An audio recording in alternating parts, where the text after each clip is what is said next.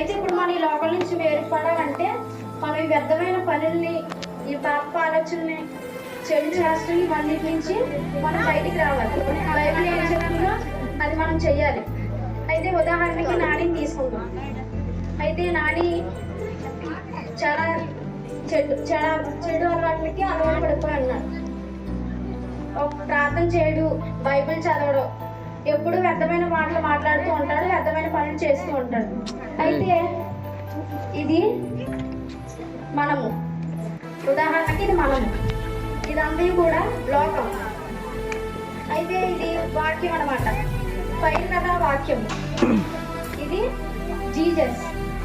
అయితే నాని లోకంలో ఉన్నారు కాబట్టి దేవుడు నాని లోకం నుంచి వేరుపరుస్తారో లేదో చూద్దాం.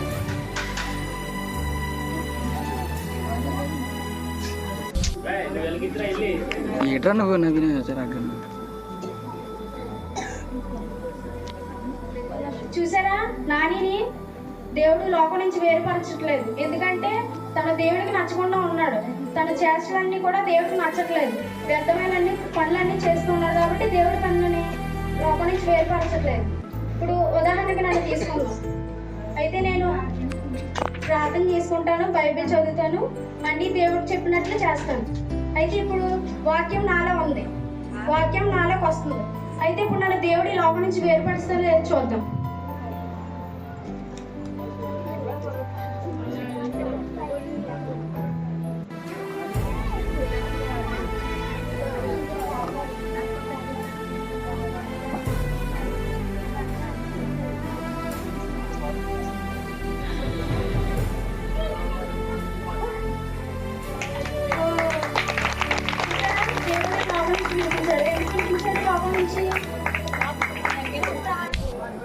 చెప్పండి.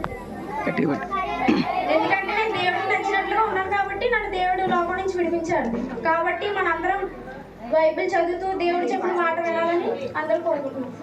Thank you.